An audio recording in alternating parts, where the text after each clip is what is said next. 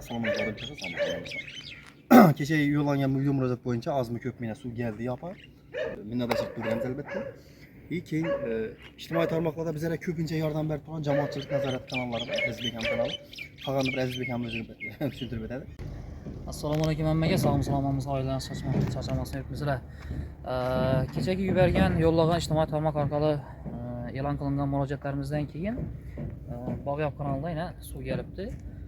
Ozmi ko'pmi bo'lsam yubordilar. Endi o'z o'rnida rahmat aytamiz, lekin iloji boricha shu suvni ko'proq qilib yuborsa yaxshiroq bo'lardi. Sababi hozir bu yerda normada kesib turibdi. Orqa tarafini borib oxirroqina borib turib ko'radigan bo'lsak, oxirroqina suv yetib bormay turibdi. Sababini ko'p nasoslar o'rnatilgan yana ko'rsatib o'tamiz video davomida.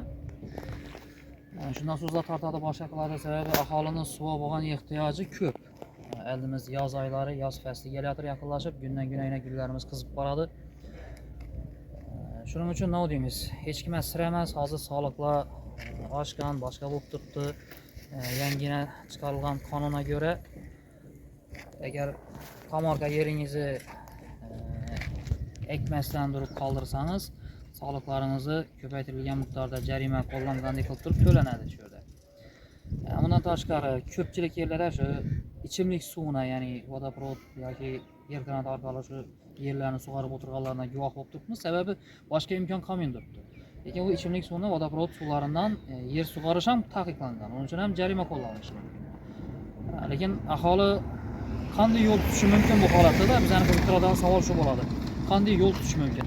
Agar hozir tomorqa yerini ekmasa boyaqa jarima bo'lsa, yerini sug'oraman desa, kanalda suv bo'lmasa, vodoprovod bilan sug'oraman desa, boyaqa yana nalog to'lasa, shtraf to'lasa, boshqa bo'lsa, to'g'risi bu narsa aholiga sal qiyinchilik tug'diradi.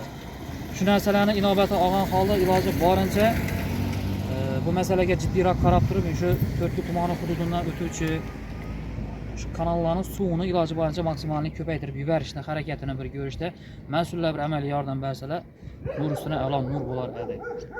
Qolganini yana ko'rsatib o'tadigan joylarimiz bizlarni qiziqtirib turgan narsa nima sababdan suv Bog'yoq kanali bilan Kaltaminar kanalidan kam miqdorda kelib turibdi 4 tumanida. Shu narsa bizlarni qiziqtirib e'tiborimizni tortdi. Bu masalani sababi deb turib bizlarni o'ylab turgan joyimiz bor.